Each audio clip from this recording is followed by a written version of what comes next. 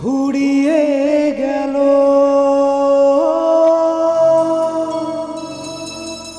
রাতের কালো, এলো নতুন ভোর,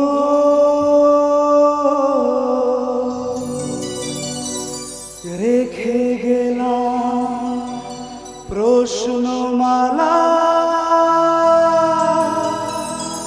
দিও গো উত্তর।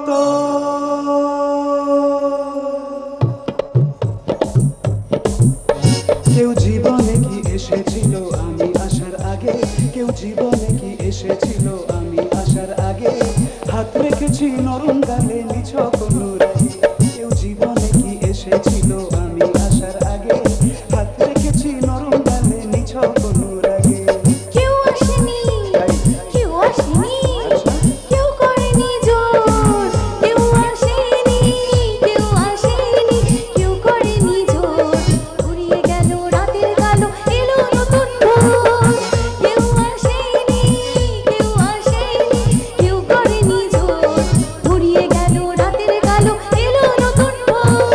সাগর পারে ঢেউ উঠেছে মন খুশিতে নাচে, তাও গো কথা সারা জীবন থাকবে আমার কাছে।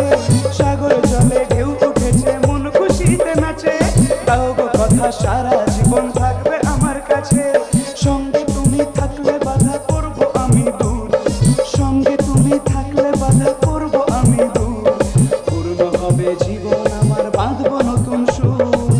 এগিয়ে যাব আলোর পথে, এগিয়ে যাব আলোর পথে, কাটবে ঘুমের ঘোর, ফুরিয়ে গেল রাতের কালো, এলো নতুন ভোর। ফুরিয়ে গেল রাতের কালো, এলো নতুন ভোর, ফুরিয়ে গেল রাতের কালো।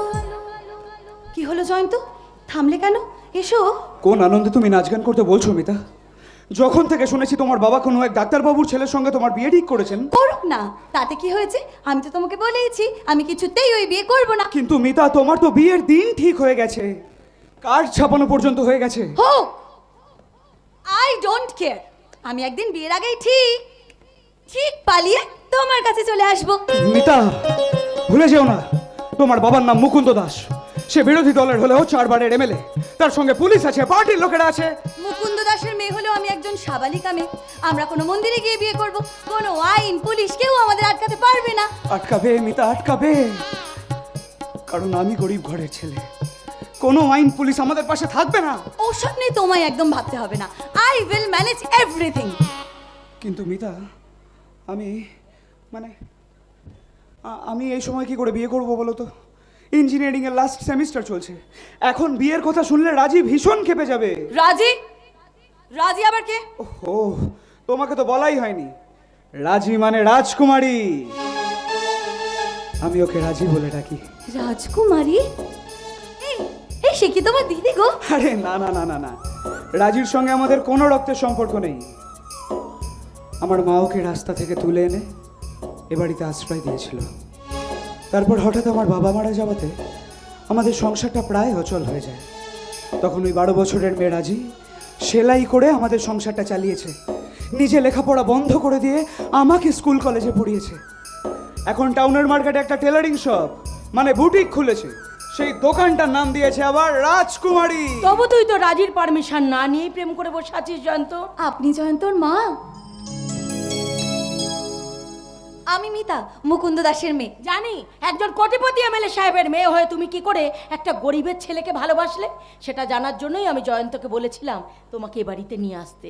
মানুষের পরিচয়টা তৈরি হয় তার শিক্ষা দীক্ষা এবং চিন্তা ভাবনার মাপকাঠিতে। টাকার পাহাড়ে কিন্তু কখনো মনুষ্যত্বের চাষ হয় না। জয়ন্তকে ভালোবেসে আমি সেটাই শিখেছি মা। কিন্তু এই গরিব ঘরের ছেলেটার জন্য তোমার সুখের জীবন ছেড়ে দিয়ে আমাদের এই ভাঙা ঘরটাকে আপন করে নিতে পারবে তো?